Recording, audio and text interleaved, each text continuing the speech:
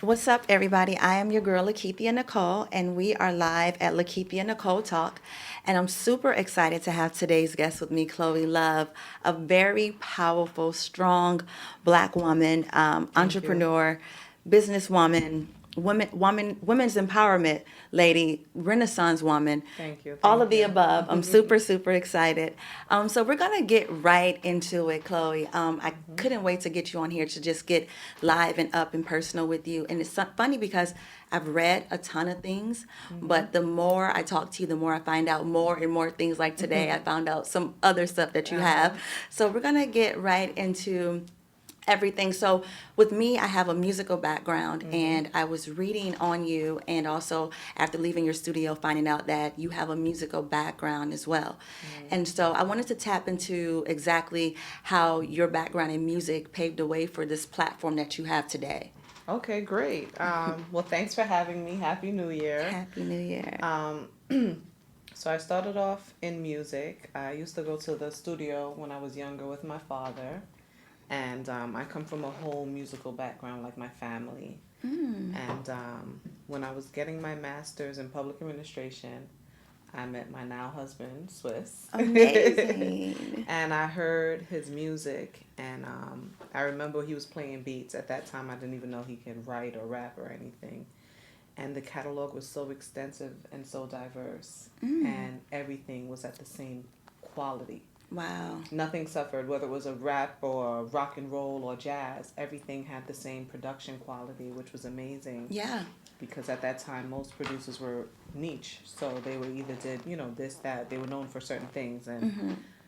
he sat back in the chair and he was like, I don't think there's anything we can't make. And I was like, I gotta be a part of this. Like I gotta be a part of making sure that this happens. Yeah, So yeah. um I made sure we incorporated, trademarked, and went over a 5-year plan with them that we were able to execute in 5 months. Amazing. And it went from there.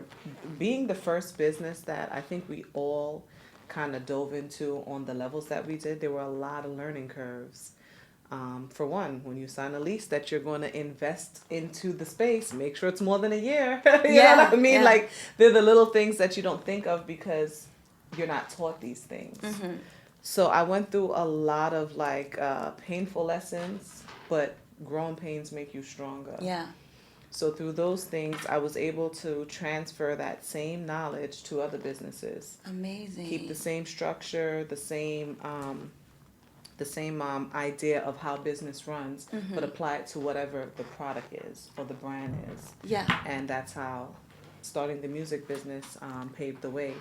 But something else it did for me is that if I don't fully believe in something, I don't put my time into it, Same. because you could always make money, you can always lose money, but you can Hmm. never get back time. Exactly. So if I don't have that passion that I had Mm.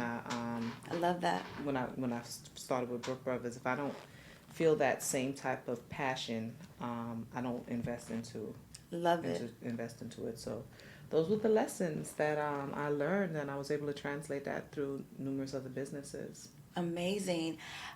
So I was reading that you are the youngest Mhm. to have, your own production facility, Mhm. the youngest Black woman, Mhm. to start it. Mhm. So the youngest and African American. Mhm. So tell me about that, the production company, the Mhm. facility, and everything, the commercial building, and everything you guys run out of Mhm. that building. So we used to be over at what's known as Industry City. We were like their third tenant before they became the infamous Industry Cities. Oh, and real quick, that Uh-huh. was, how long ago was that? We incorporated in 2011. Yeah, Amazing. we incorporated So over 2011. 10 years ago Over now. 10 years Yeah. ago, yeah. About 10 years now, yeah. Okay. So when I started off, most people who had studios or notable studios were attached to bigger brands like Universal, or they had deals with a record company and then they started their own studios. We did it the opposite way. We were independent, and I came on board with them as the CEO and took it to another direction. So there weren't women doing that at Yeah. that time. It was hard Yeah. enough to even Yeah. be a DJ or something. So they weren't allowing, there was no that space didn't really exist. Yeah. Um, I found another woman who did it in Ohio, but it was like gospel music in her 60s. But Yeah. as of notable production, where we worked with Grammy Award winners and we've done so many things for TV and things of that level, I haven't seen women who weren't attached to a label or who had some type of public success build that from the ground up or at Wow. the age of 26. Amazing. We haven't found anyone else who's done that. Wow. Black, white, Amazing. or indifferent. Amazing. So who are some of the artists? I know you had mentioned Faith Evans was at one of the studios. Now is that the same studio? Yeah, that was at Brook Brothers. So A&E did the Notorious B.I.G., the official documentary. And at that time, Faith Evans produced The King and I, her dedication to Biggie, and they premiered it at Brook Brothers. So we got to be a part of the documentary and a part of that history. Oh, wow. And they interviewed Junior Mafia in our space as well for that documentary. That's incredible. So, with everything, I mean, to me, you're a woman of many hats, not just the music industry. Yeah. And I feel like, I didn't meet you based on the music industry. I met you based on women empowerment, which is funny because I had no idea that you were tied to both. And then not just music, you're also tied to some other things that we're going to get into. But like, what? So where did it transition from just the music to the women empowerment, and what sparked that? So, shout out to my fairy godmothers. I have some amazing women in my life. Incredible. My mom has always been like my superhero. She's my moon. That's what I used to refer to her as my. And then I really found out that my moon is Virgo and she's a Virgo. Wow. So she's literally my moon. Wow. And she always told me like anything you want to do, you could do. She's never limited me. When I left public administration after receiving my master's and went into music, the typical parent would be like, what are you doing? Like, you're leaving a sure thing for something. She didn't do any of that. She's never put anything negative to anything I said I wanted to do. She's Incredible. like, how much is it going to cost? So having that type of woman paired by my stepmom, I don't even like to call her my mom, my stepmom, my second mom. Yeah. Who is the businesswoman who instilled all these, what I called rules, but the things that gave me structure, right? The things that helped to make me successful, the things that kept me going, the things that organized me and gave me the headspace and the strength to do multiple things by keeping that model going. Yeah. And then I got my homegirls. I got Tamika, who's my first friend in kindergarten, and she's held my head from kindergarten through marriage, through having kids, through everything. And then I got Sasha, I got Shani, my best friend, and Jordan, who just joined a few years in, but is very, very monumental in my success and my foundation. My little sister Chelsea. I'm surrounded by amazing women who show up in my life. My homegirl Tasha, who goes through her own things, who's a single mother with 3 kids, but always shows up for me. That's incredible. You know what I mean? So understanding that blessing, understanding why I'm able to be who I am because of these women in my life. Yeah. And my husband and my father, of course. Yeah. But when you get to the point of what women are stereotyped as, that's not my story. You know what I'm saying? Beautiful. So I'm like, if that's not my story, maybe if I could create a space where other women can get that kind of support. Yes. This can work out for them too, because some people be like, oh my God, you're so successful, you do all these things, but I'm fearless because the people who are with me, they never tell me, oh, you shouldn't do that, you're doing too much. It's like, yo, I want to shoot this movie. All right, what time we shooting? You know what I'm saying? I'm like, yo, I think I want to build a spaceship with parts we need, So when you have those type of amazing women that show up, sisterhood is so important. And it's something that people take for granted. Exactly. Being supported in your marriage, your relationship, or whatever it is that you're doing is great too. But sisterhood is something that people take for granted. And it's something that fuels us as women like nothing else can. Yeah. And because it's so absent in this day and age, we're seeing a lot of women who, they're dependent on relationships for everything, and they're not getting that other support that they're supposed to. They don't get that community that they're supposed to. Yeah. So with that understanding, I'm like, let me, not talk about it, but be about it and create an organization or a space in which we can allow that to live and happen. Yeah. And that's how I met Jordan. And You that's know, how you met Jordan. yeah, I reached out to Wow. her on Instagram because I'm not the most like out. I don't really go out like that. Mm-hmm. So Same. like I'm gonna use social media what it's for. Social media. I'm a socializer Yeah. there. Yeah. And I met Jordan. It was so funny how I met her, and we met up for drinks in the city, and we just been together since. She's my co-founder. She's I Wow. love her like a sister. I love her like a friend. I love her like she was my own child, which is weird. I Wow. love her on so many different levels, and you Yeah. know that space of me saying, "All right, I want to create this for other people," also added value to me myself Yeah. because I still met so many great other. I met you on social media, Yeah. Uh-huh. and my homegirl Charlene, who lives all the way in France and visits once a year, and we host her. My family hosts her. I met her up there, and I just been blessed to create that space, and then now have my people meet people, and those people meet people Yeah. of the same energy, of the same mindset, of the same values, and so on and so forth. So I was just inspired by my circle, and Beautiful. it just took it from there. So let's talk about it. So we talk about you have this company. So tell me the name of the company, Hmm. what you guys do, because you talk about also not just the women empowerment, but you have the nonprofit, which was something Hmm. you told me about last year when Hmm. we met, Yeah. and what you're doing for the community. I Yeah. want to touch on all of that. So the for-profit companies are Brook Brothers, which is the music production aspect of it, Mm-hmm.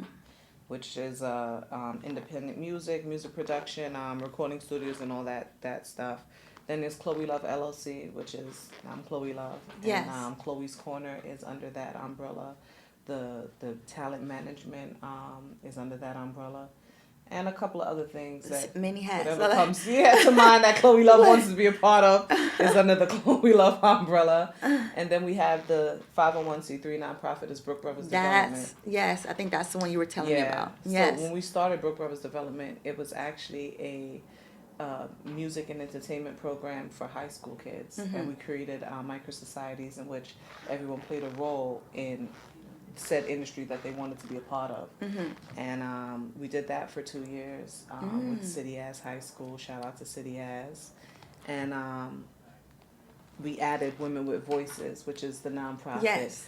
as a sister company under the umbrella, the 501c3 umbrella. Yes. And we do an annual award ceremony to honor women from all walks of life.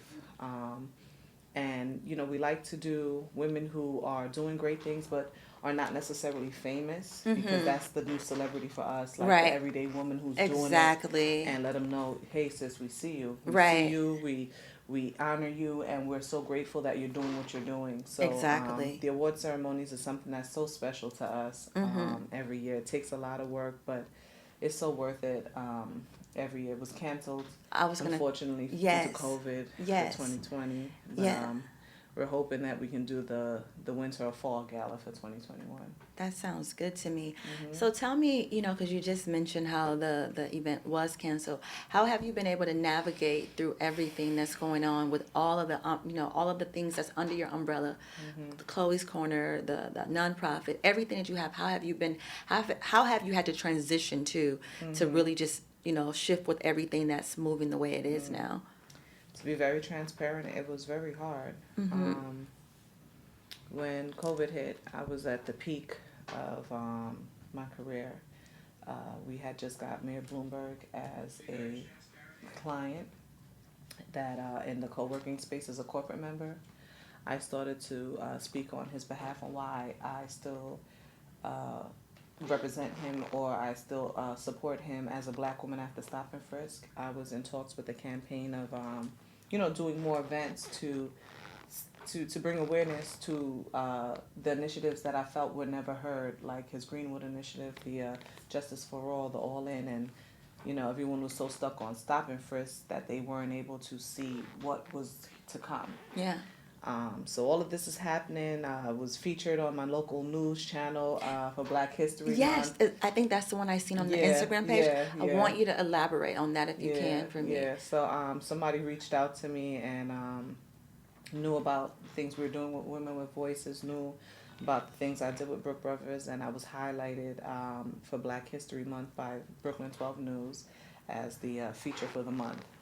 They came down to the space and when I spoke about the inequalities when it comes to resources in the Black and minority communities, and the gap that exists in successful businesses due to that, and the change that needed to be done, and the role that I was playing, not just talking about it, preaching about it, but the role that I was playing to make sure that those things were narrowed down. Yeah. And I was highlighted for that, and I got reached out to by other news channels and documentaries, and the world shut down. Right. So those things never, came to part. The world shut down. Bloomberg was going to support the space for whoever the Democrat-elect was, which is now Biden. None of that happened because everybody's inside. Right. I then found out I was pregnant at the peak of COVID. And I had a very physically strenuous pregnancy. So I went into a full depression for a while. The world shut down, I shut down for a while. And I was sick a lot. And some people, they say, even though you went through that, the boy Sagittarius, you lucky. Only you would go through a depression when the world shut down. So it didn't affect your business. It didn't affect anything you had to do. My friends are crazy. They find a way to make you smile and everything. Aww. So during that time, I guess everybody was on a break. I took a break too. And then I had the baby, and I feel great now. I have a little boy. He's 3 months old, my second boy. And I start to feel like me again. But prior to that, I knew that I have this saying, you got to get up from here, right? Yes. So when we say you got to get up from here, you got to physically pull yourself up off the floor. You got to mentally uplift yourself from where you are. You have to emotionally get past this. You got to get up from here. Yes. So I had that conversation with my friends and myself, and I was like, you got to get up from here. Yeah. And my husband supported me the best way he could. My mom, everyone supported me the best way they could, but I was just in a dark place, and I had to be able to make the decision to pull myself out of it. And not to say that anyone who's there, they have that control. Some people need medication. Depression is real, and it's so many different layers to it. Once I decided that you got to get up from here, I have a gathering space, a co-working space, right? We're not gathering. Yeah. So what am I going to do? Yeah. A big part of what I do, I'm putting together a branding class, I'm putting together an entrepreneurship course, all these things, is you got to pay attention to what's in demand and what goes with you that you can give. Once you're in a place of service, you will always be able to serve. And that's what being an entrepreneur is. You're not doing it for you. Exactly. You're doing it for a community. You're doing it for your clients. So with that being said, what do people need right now?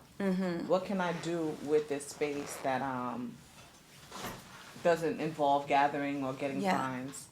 And I just completely revamped it, sat down with my husband and my mom, and I'm like, I think we're going to turn it into a media space. Everybody needs content. Yeah. Everybody wants to film. Everyone's doing, we're running through Netflix like it's no tomorrow. So I'm going to make it a place where people can come and get good content, and start working on some of the brands and the stuff that they want to put out and support them through that. Yeah. So we're changing the whole face of Chloe's Corner, again, in service to the people, because that's what we do. And you see, the beauty of that is taking a negative and turning it into a positive, because you could have stayed in that place of depression. I wanted to ask you, you had the support of family and friends to get out of the depression. What would you tell somebody else that is in a place of depression right now? Because COVID isn't over, the pandemic isn't over. And you're fortunate because you came out of it during the pandemic, because, we really aren't out of this situation. We don't know what's left to come. Yeah. What's your advice? Yeah. My advice is, yesterday I found out one of my closest friends died, right? And it put a lot of things into perspective for me. Everything is not going to be perfect all the time, and some of us go through some real traumatic things, but we still here. Amen. As a people, we're resilient. We're meant to kind of go from being cold to diamond, so that takes pressure. Yeah. There's no growth in comfort, and there's no comfort in growth. So if you want to grow, be comfortable with being uncomfortable. Exactly. But don't let it take you down. I have a book that's coming out called The 10 Commandments to Success. Yeah. And one of the commandments is, thou shalt not confuse the process with the outcome. Surrender to the process. Amen. The more you fight it, sometimes the more it hurts. Yeah. I don't know if you guys seen Wonder Woman, but she has the lasso of truth. Okay. And she put it on the guy, and the first one woman, he's fighting it because he don't want to tell the truth, and she's like, just surrender. The more you fight it, the more painful it is. Yeah. Just to surrender to the truth. So sometimes you just got to surrender to the process and not look at it as, why is all these things happening to me, or it's, what can I learn from these things. Yeah. And then my other commandment is, thou shalt, they all start very dramatic, thou shalt tell thy story. Okay. Because your story. And what number is that? That's the 10th one. That's how the book ends. Okay, gotcha. Your story isn't for you. It's for someone else who needs it. Exactly. You know what I mean? Yeah. And that transparency will help create leaders, and leaders to create leaders, and that's Exactly. legacy. Yes. So you got to go through something to have something to talk about. Talk about it. You know, when you go through it, it's hard to say, try not to let it depress you, but try to see the end of the tunnel. Understand Yes. that time is an illusion, so put Right. yourself in the time of what the outcome is. Exactly. What the goal is, not the process. Just surrender to the process and focus on the goal and the outcome. And that'll help bring you through. Yes, that's powerful. Thank you. Powerful. You covered it, because I wanted that to, because I know it's a lot of people going through that right now. Like, you're not the only one. A lot of people don't even know how to get back up and how to start again and continue and press forward. So thank you for giving them advice. Now let's talk about, really quickly, you said you have this book, The 10 Commandments. What did you Of say? success, Of yeah. success. Yeah. Let's talk about this book, and you gave us 2 of the commandments. I know you Yes. can't give us everything. Yeah. But let's talk about it and what inspired the book. And did you write this book during the pandemic, like the beginning when you were in the depression stage, or when did this book come about? So it actually, it's a part of another book. The first Okay. book that I started that I haven't put out yet is called Getting Off the Hamster Wheel. Okay. And that talks about everything that keeps you running in life, in place in life. And from that book, some of the things I went through as an entrepreneur and in life, understanding what success means, leadership means. It's not about being an entrepreneur. It's about putting yourself in a position to make great things happen for people. Right. Right. I agree. As I was writing that other book, you know, it sparked off into some other greater understanding. So I just started a second book before I finished the first. Incredible. And I actually ended up finishing the second one before the first book. One. So Incredible. it just naturally manifested from just, you know, the overstanding of things that I was going through. And It's completely organic. yeah, it's school mixed with life experiences. That's what, you know, Wow. giving it through my perspective. Wow, that's incredible. So you have the 10 Commandments to Success. And so when is this releasing, and where can they pick it up at? So I don't have a release date now because I'm kind of still going back and forth. The first draft was finished, but I'm, you know, always trying to make things better and better and better, which is one of my commandments as well. Complete is better than perfect. Sometimes you can hold on to something forever and never release it.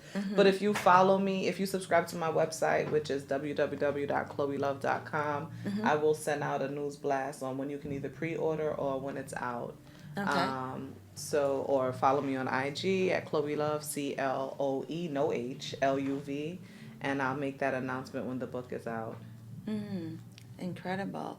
So with doing all of these things, Chloe, that you're doing, tell me what drives you to just to want, like, to get up. I mean, I know what happened with the pandemic, before the pandemic, but what just drives you daily to just, you know, to be passionate and fierce about doing all of these things that you're doing?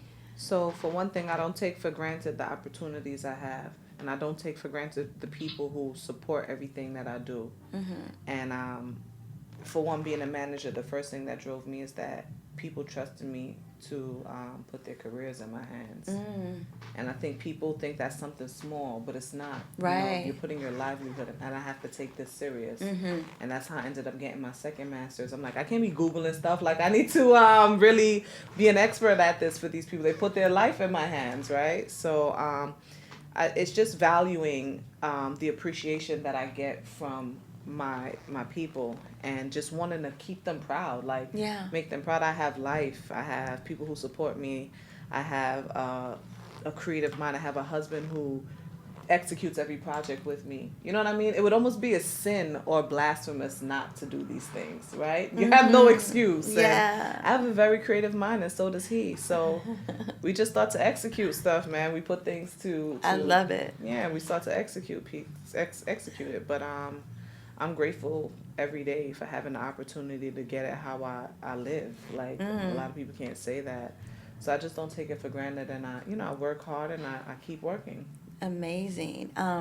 So you've talked about your husband a lot. That was actually one of the questions, but you actually talked about the children. I was going to ask you, how do you balance, motherhood and also being a wife? But I see with a supportive husband, it's easy for you to do all of these things that you're doing. But I wanted you to just tell me, like, how, I mean, because I think, in the world today, this is like off course, but I want my show to be able to touch on everything. I want it to, you know what I mean, real life issues. And so a lot of relationships, I was telling your husband, you don't see men as supportive and not just supportive, but just really got you. Yeah. And you get this sense about him that he really has your Yeah, back. You yeah, know what I he mean? do. Like, and it's an official thing. Yeah. So, like, let's talk about, like, that, just like having that, because that's what every woman needs. Yeah. You need a strong, supportive man that got you. Yeah. I feel like he uplifts you, he encourages you. Yeah. You guys even gave me that little story on how, just the name and Yeah. He created the Cleo Luv brand. Yeah, like, let's there's talk. no shame in my game. Yeah, Yes, Swiss is responsible for the whole Cleo Luv brand. A lot of people don't know my real name. It's let's Lisa, talk about right? so we get that's what I want on this show. I want to talk about real life things. Yeah. This is amazing. So let's talk about it, how you said it happened. So your real name isn't Cleo Luv. No, it's Lisa. I was shocked. When you said it, I was shocked. I know, I saw your face. I was like, what? I didn't understand it. Yeah. So talk about how you guys came up with that and how he helped you build it and all that. So I didn't come up with it at all. Like, Okay. Swiss just started calling me Chloe. He'd be like, first of all, he's the nickname God. Like, he gives everybody a nickname, right? Yeah. So he was like, you look like a Chloe. I'm going to call you Chloe. And you it's some science to that. Yeah. That was what, when you said the Chloe and then it's the Chloe Luv. Yeah. Tell that story too. Yeah, so he's like, you look like a Chloe, so I'm going to call you Chloe. But I didn't know what that meant because I didn't know what the name Chloe meant. He did. And he said, you're always showing love, so I'm going to call you Chloe Luv. And I was like, can you please not do that? My name is Lisa. I literally I asked him for months to not call me Chloe Luv. And then he just started telling people that was my name. So Really? Literally, that's how it started. And then he sat me down one day and he was like, Chloe is the green goddess. Yes, that's what he was. Yeah, let's go into but that. he didn't tell me at first. He just started calling me what he wanted to call me. So he's like, Chloe's the green goddess and you show mad love. I'm like, it's the Brooklyn way. And, oh my God. He was like, that's how I came up with it. Like, you're about your money, you're about your greenery. Yeah. So I think Chloe Luv suits you well. So I embraced it. I was very comfortable playing the back. And he was not comfortable with me not getting the credit he felt that I deserved. Now that's a good man. Yeah. When they want to bring you to the forefront. Yeah. And I was like, I don't want to be. I don't this. I don't want that. And he's like pushing me, and I'm like, I don't want to. I'm good back here. And, pushing you to the forefront. Pushing me to the forefront. We're Talk at the about studio. support. Yeah, he's like, I just work here. I don't own this. Is my wife's spot. He would tell people things like that. Don't ask me. She's the boss. And just he's like, listen, I have this talent. I have this experience. But what I see in her, I put my life in her hands. So I need everyone to respect it. So what he did was he did what he wanted people to follow suit and do. So he listened to what I said. He respected what I said. He followed the directions of the plans that I put in place. And him doing that as a man, as a strong man, he set the example for what people should be doing when it comes to my expertise. And again, he wasn't one who talked about it. He assumed the position and he did it. You know what I'm saying? So shout out to him for that. Also, me being his manager, that's another. You're his manager? I'm his manager. Oh my God. That was a work in progress. It can be rough, because there's no one to go home to complain to, right? Yeah, There's no one to go home and talk about that jerk manager that you have at work. It's me, it's still your wife. Oh my God. I'm very hard on Swiss. I can admit it. But I'm only hard on him because sometimes I don't think he knows how great he is. He can be very modest. He's not limited. I would never say that. But just on some, this is hard. I'm like, and I need it done. Yeah. You can do it. And you guys do it to each other. Yeah, push each yeah, other. yeah. I just can't take it when it's me because I'm his manager, right? So that's for me to do. But Oh. yeah, every time I've pushed him, past the limit, like I said, a diamond has come from it. Things he thought he couldn't do, he's done. Wow. Especially in production, he's been able to push past certain barriers, and he even created his own genre we haven't released yet. Mm. So, it's just finding that balance and a lot of conversation. You have to communicate. Like people say it like it's cliche, but you have to talk about what you're feeling. You have to talk In your about what you relationship. need. You have to, Okay. especially when you work with that person. Yeah, You yeah. can't, because something is going to boil into something else. Either work is going to come into the person life, or the person life is going to fall over into work if you don't keep that communication going. So Yeah. and then we got the kids, right? Yeah, yeah, let's talk. That's Yeah, another thing we're right. And going to then we talk got the about, the kids too. babies. So how are you balancing it? Like, how do you guys balance it? I'm sure it's easy when you have a team partner like that, though. Yeah, it's not easy for either one of us. It's not It's easy? a lot. Really? It's a lot. It's a lot. With the two make it a lot. Well, we have three in all. Swiss has a 10-year-old daughter as Okay. well. Okay. So she comes over a lot too, and she helps with her little brothers. I've been in her life since she was 1 month. So That's I've watched her incredible. grow up. We have a great relationship. It's beautiful. Again, being able to work from home, and like I said, getting at how you live, it gives you that time to Yeah. put into your family. So Right. I work from my laptop. I'm home with my kids, so it's I not love it. that hard for me. But Yeah. my last kid is exclusively breastfed, so it's that hard because Yeah. breastfed kids is like drugs, so they're on you all day. They're like, you can't, no one else can hold them. They don't want to be bothered. They want no bottle, They want it straight from tap. So that's, I would say, the most that I'm going through right now is like being away from the baby because of him being exclusively breastfed. But outside of that, I mean, it's great. I love watching them. I sit there and I fantasize of the type of young boys and men they're gonna grow into, and I'm like so excited to see it happen. I'm grateful to have it with the love of my life, and seeing my kids and seeing him and my kids and vice versa. It's just magical, and that gives you Red Bull wings. That makes you want to fly. That's like, yo, we're going for the mansion. We're going for everything. We need everything. Talk about it. We need everything. Yes. And living this life the way we do, we're setting examples for our kids too. Yeah. To be fearless, to know that you can do anything you want to do, and to know that we're gonna support it because we did what we wanted to do. So the kids play a big role in the ambition that we have. But it's a lot to juggle because you got to prioritize. You can't be out here all day, knowing that you have little ones at home. But being able to remove that 9 to 5, that plays a key role in I'm sure. balance, and being there for your family and still getting to do what you need to do. And that's important. So I want to, what you touched on a few things, and this is like, again, it's the way you're touching on things that's really inspiring. My questions beyond what I wanted to ask you. So Cool. with you and your husband, I wanted to talk about like, what do you feel like, because relationships are important. We talk about success, but you can't really, so just say you date someone that's pulling you down and you're trying to reach high. You can't really obtain your goals like that. So with just the partner is not really a teammate, but an opponent. What advice would you give women, what advice would you give single women right now that are strong women, that are aspiring to do great things? Some are already doing great things. What advice would you give them as far as, their counterpart and their partner, what they should, seek, or, you know what I mean? So I even in friendships, I'm not about anybody that's pulling you down.